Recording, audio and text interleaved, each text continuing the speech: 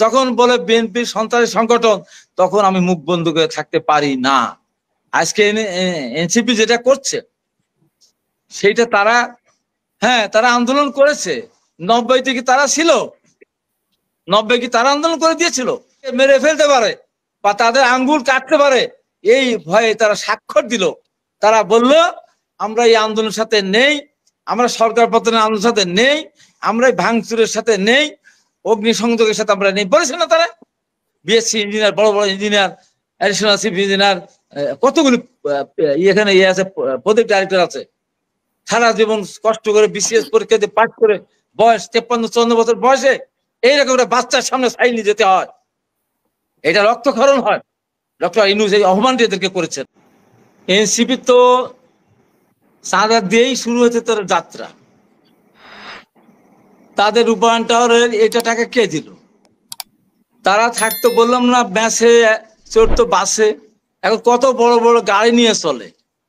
তাদের ধরা পড়ছে এক একজনের ব্যাংকে, এক একজনের বাড়িতে চেক পাওয়া যাচ্ছে 2 কোটি, এক একজনের কাছে টাকা পড়ছে তো কত টাকা। তাদের পরিবর্তন কত হয়েছে এর হিসাব আছে। তারা বিএনপিকে চাঁদা, যারা চাঁদা দিয়েই যাতে যাত্রা, এই যে বড় বড় যে যাচ্ছে পদযাত্রীকে টাকা দিচ্ছে কে? টাকা তো আমরা দিচ্ছি না, টাকা আমাদের আফসার দিচ্ছে না, আফসারাই দিচ্ছে না, টাকা দিচ্ছে আওয়ামী লীগের সময় যারা দুর্নীতি করে টাকার পাহাড় গড়েছে, তারাই বাঁচার জন্য, তাদের সাথে সম্পর্ক রক্ষা করার জন্য তারা এনসিপিকে টাকা দিচ্ছে। পুরা অবৈধ টাকা তারা ওখান থেকে নিয়ে তারা, বললাম তো, ড্রেনের মধ্যে সাবান দিয়ে যত কৌশলী করেন গা পরিষ্কার হবে না, গন্ধ যাবে না। এনসিপি মানুষের টাকা নিয়ে, অবৈধ টাকা নিয়ে তারা রাজনীতি করে। কি রাজনীতি ভরসা দিবে? এই যে পদযাত্রাটা করলো, করে কোন দেশের কোন কাজটা হয়েছে বলেন? জিডিপিতে 1% যোগ হয়েছে, মানুষকে আশ্বস্ত হয়েছে, যেটা ভালো কথা বলতে নির্বাচনটা হবে, এমনকি কিছু বলে, কিছুই তো বল নাই। ওদের কাজই হলে গালাগালি, বিএনপিকে গালাগালি, বিএনপিকে চ্যালেঞ্জ করে দেওয়া। আর আমার ভাই আফসার যে কথাটা বললেন, আমি বিনীতভাবে বলতে চাই, আমার আজকে রক্তের ভিতরে আগুন ধরেছে, রক্ত টকবক করে ফুটছে। তাকে আমি এতদিন দেখি নাই। ওই ফয়জুল্লাহ, ডক্টর ফয়জুল্লাহ যে ভাষায় কথা বলেছে, গিনিস বুকে বিএনপির নাম লেখা হবে। ওরা বলেছে বিগত দিনে সরকারের বিরুদ্ধে দেশে আন্দোলন করেছিল, এখন বিএনপির বিরুদ্ধে সারা বাংলাদেশের মানুষ নেমেছে, আওয়ামী লীগ পালিয়েছে, এরাও পালাবে। এই কথা বলার পর হাবিব চুপ থাকতে পারেন না। যখন বলে ম্যাডাম খালেদা জিয়ার পেটিকোট, শাড়ি সব ভাগ করে দেবো, তখন আমি চুপ থাকতে পারি না। যখন বলে বিএনপির সন্ত্রাসী সংগঠন, তখন আমি মুখ বন্ধ করে থাকতে পারি না। আজকে এনসিপি যেটা করছে সেইটা তারা আন্দোলন করেছে। 90 থেকে তারা ছিল, 90 কি তারা আন্দোলন করে দিয়েছিল। আমরা 9 বছর টার্গেট নিয়ে ছাত্রদের 10 দফা প্রণয়ন করে আমরা মাঠে নেমেছিলাম। সেদিনও দেখা মাত্র গুলি 144 ধারা আমরা ভঙ্গ করেছি। আমরা রাজপথে গিয়েছি, সেলিম আমার হাতে ধরা ছিল, দিলওয়ার পাশে ছিল, দিবালি শাহ, রাহুল, জয়নাল, এই যে শুরু হয়েছিল শাহজাহান সিরাজ, তারপরে ওখানে সেলিম দেওয়ার পরে আসলো এদিকে বসুনিয়া, নূর হোসেন, জীবন্ত পোস্টা, সব ভুলে গেছি আমরা। জীবন্ত পোস্টা নূর হোসেন, সরেচার নিপাত গন্ধমুক্ত বুকে বিটে লিখে নিয়ে আসলো। সেখানে জিহাদ লিখেই নিয়ে আসা চিরকুট, শহীদ ডাক্তার মিলন শহীদ হলো। এতগুলি শহীদের পরে আমরা এর সাথে উৎখাত করেছি। আমি তো কোনোদিন বললে যে আমি তো একা করেছি, আমরা একা করেছি ওই আন্দোলন। যদিও আমার ভূমিকা সবচেয়ে বেশি ছিল, লাস্টটা আমি নিয়ে গেছিলাম, আমিই বলেছিলাম অপরাধ আমার পাশে দাঁড়িয়ে এসে উৎখাত না করে ঘরে ফিরে যাবো না। ওরা 36 দিন আন্দোলন করেছে, আর আমি 56 দিন ঘরের বাইরে ছিলাম। ওই জিহাদের লাশকে সামনে রেখে বলেছিলাম, হে শহীদ, তোমার নাম কি জানি না, কোথার থেকে এসেছে বলতে পারবো না, তবে তুমি সামরিক সরকারকে উৎখাত করতে এসেছিলে এটা আমি জানি, তুমি ওর কথা শুনতে পাবে না। তো অপরাধ বাংলা পাওয়া দেশে দাঁড়িয়ে তো লাশকে সাক্ষী রেখে বলছে সরেছে এরশাদকে উৎখাত না করে ঘরে ফিরে যাব না। ওই যে 10 তারিখে রাত্রে বলেছে, আর 4 তারিখে ঘরে ফিরেছি। আমাদের তো জ্বালা আছে, কত কষ্ট, কতবার মার খেয়েছে, এরশাদ কতবার বসতে চেয়েছে, টাকা পয়সা মন্ত্রী দিতে চেয়েছে, লাস্টে বুলেট উপহার দিতেছে, জানো ওইটাই গ্রহণ করবো। আর এরা আজকে কথা বলে হারুনের হোটেলে ধরে নিয়ে গেল, ডিবি অফিস নিয়ে, মানুষ বিকৃত বলে হারুনের হোটেল, সেখানে নিয়ে সারা পৃথিবী দেখলো, তার মা বাপ দেখলো, আমরা দেখলাম, জাতি দেখলো। সেখানে হারুনের ক্ষমতা ছিল না ওদের একটা আঙ্গুল কাটা। মেরে ফেলা তো দূরের কথা, কত মানুষ শহীদ হলো, কত বাচ্চারা শহীদ হলো, শহীদের রক্তের দিকে তাকালো না, মানুষের জীবনের কোনো মূল্যের কথা তারা মনে করলো না। তাদেরকে মেরে ফেলতে পারে বা তাদের আঙ্গুল কাটতে পারে এই ভয়ে তারা স্বাক্ষর দিল। তারা বলল আমরা এই আন্দোলনের সাথে নেই, আমরা সরকার পতনের আন্দোলনের সাথে নেই, আমরা এই ভাঙচুরের সাথে নেই, অগ্নিসংযোগের সাথে আমরা নেই, বলেছে না তারা?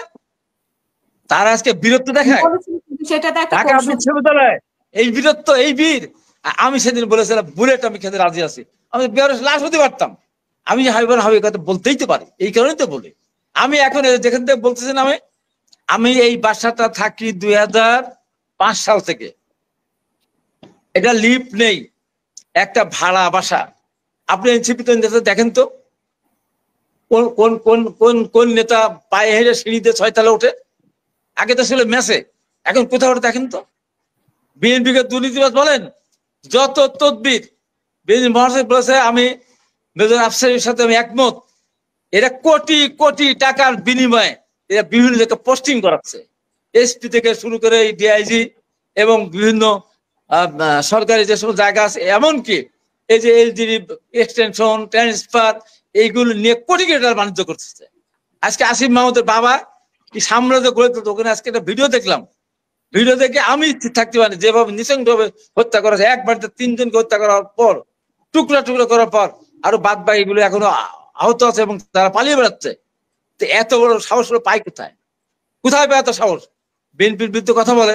হ্যাঁ, আমরা তো তাদের সমীহ করি, আমাদের কথা বলেন যে হ্যাঁ বেগম খালেদা মুক্ত হয়েছে, আপনারা মুক্ত, আমরা মুক্ত হতাম, আজ হোক আর কালকে মুক্ত হতাম, কিন্তু তারা কি মন্ত্রী হতে পারতো?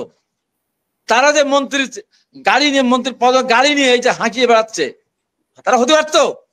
আমরা হতে পারতাম। ওই 9 বছর কি ছিল এর সাথে দল ছিল না, বল ছিল না, আইনজীবী ছিল না, শিল্পী ছিল না, গায়ক ছিল না, নায়ক ছিল না, নায়িকা ছিল না, বুদ্ধিজীবী কেউ ছিল না, ডাক্তার ছিল না, ইঞ্জিনিয়ার ছিল না। তারপরও এর সাথে উৎখাত করতে আমার 9 বছর লেগেছিল। তাই তখন আপনারা বলেন ইতিহাস বিকৃত করে যে 16 বছরে কিছুই করতে পারেন নাই, 16 বছরের আন্দোলনের ফসল ওইটা। 9 বছর দীপালি শাহ, জাফর, জয়নালের রক্তের সিঁড়ি বেয়ে আমরা 90 সালে ডাক্তার মিনুর রক্তের বিনিময়ে আমরা এর সাথে পতন ঘটিয়েছিলাম। একদিনে হয় না, এইটাই বলি, একদিনে হয় না। হঠাৎ করে 36 দিনে এসে গেল আর দাঁড়িয়ে গেল জাতির সামনে, যারা একটা লাশ পড়েনি ঢাকা বিশ্ববিদ্যালয়ে, একটা লাশ পড়েনি ঢাকা বিশ্ববিদ্যালয়ে। তারা বড় বড় কথা বলে, তা আমাকে ধমক দেয়, তার নীতি নির্ধারণই হয়ে গেছে, এটা তো হতে পারে না। এই যে মাথার উপর, আমি কালকে এলজিডি সচিবের সাথে আমি বৈঠকে বসছিলাম, আরো 2-1 জনের সাথে, তাদের চোখ দিয়ে ঝরঝর করে পানি পড়ে, জানেন আপনি? এই বাচ্চাদেরকে এলজিডির মধ্যে একটা বিরাট মন্ত্রণালয়ের দায়িত্ব দিয়েছে, যে শত শত বিএসসি ইঞ্জিনিয়ার, বড় বড় ইঞ্জিনিয়ার, অ্যাডিশনাল চিফ ইঞ্জিনিয়ার, কতগুলি এখানে আছে, প্রজেক্ট ডাইরেক্টর আছে, সারা জীবন কষ্ট করে বিসিএস পরীক্ষা দিয়ে পাস করে বয়স 53-54 বছর বয়সে এইরকম একটা বাচ্চার সামনে সাইল নিয়ে যেতে হয়, এটা রক্তক্ষরণ হয়। ডক্টর ইউনূস এই অপমানটি এদেরকে করেছেন। এই যে অবস্থা, এটা যে ভাষায় কথা বলে, আপনাদের সবার উচিত, এই জামাত শিবির রাজাকার, আমি কেন রাজাকারের বাচ্চা বলছে, যে ভাষায় কথা বলছে আপনি ওইটা আপনি দেখেন, না তো আপনার নাম্বার দেন, আপনি পাঠাচ্ছি, ওইটা শোনার পর আপনি আফসার ভাই আপনি ঠিক থাকতে পারবেন না। এ কি বলে, কি বলে? বিএনপির নাম গিনিস বুকে উঠবে। সেদিনের এই যে অপরাধ যেটা করেছে, এই অপরাধের জন্য তাদেরকে বিচারের সম্মুখীন হতে হবে। হত্যা হলো পুরান ঢাকায় ভাঙড়ি ব্যবসায়ী, সেখানে আমাদের দায়ী দায়িত্ব কি? তারেক রহমান এখন কোথা থেকে আসলো? এইটা জানার পরে তারেক রহমান, ওরা একসাথে ঘুরতো, একই সাথে তারা বন্ধু, একই সাথে ব্যবসা করতো, সেখানে যুবদলের 2-1 জন ছিল, সাথে সাথে তাদের বহিষ্কার করা হচ্ছে, থানা যেন গ্রেপ্তার করে সেটা বলা হয়েছে। এমনকি বিএনপির কোন আইনজীবী তাদের আইনজীবী হিসাবে নিয়োজিত হবে না। এত বড় কথা বলার পরেও ওই রাত্রিবেলায় বিএনপির অনেক জায়গায় ব্যানার ছিনিয়ে ফেলা হলো, বিলবোর্ড ভেঙে ফেলা হলো, জিয়াউরের পোস্টার বানানো হলো, খালেদাদের বিরুদ্ধে কথা বলা হলো, তারেক রহমানের বিরুদ্ধে স্লোগান দেওয়া। কেন? কারণ কি? কোন কারণটা? তারেক রহমান কি বলেছে? তারেক রহমান কি ছিল? আমরা ডিজল তাদের বিরুদ্ধে ব্যবস্থা নেওয়ার জন্য বলেছে। তাই আমার রক্তের হতে আগুন ধরেছে, বিনা কারণে আমার বিরুদ্ধে আপনারা মিছিল করলেন, আমি বিনা দোষে আমার উপরে আপনি দোষ চাপাবেন আর বলবেন যে গিনিস বুকে নাম উঠবে, যে বাংলা পৃথিবীর মানুষ সরকারের বিরুদ্ধে আন্দোলন করে, আর এখানে একটা দলের বিরুদ্ধে আন্দোলন করে, একটা চাঁদাবাজ দলের বিরুদ্ধে আন্দোলন করে। লজ্জা করে না? যারা দেশের স্বাধীনতা বিশ্বাস করে না, এখনো স্বাধীনতা বিশ্বাস করে না, এখনো তারা বলে এটা গন্ডগোলের বছর, এখনো বলে কয়েকদিন মানুষ গন্ডগোলে ওখানে নিহত হয়েছে, আর তারা বড় বড় কথা বলবে, আর সেই কথা শুনে আমি বসে এরা এত নিমখারাম।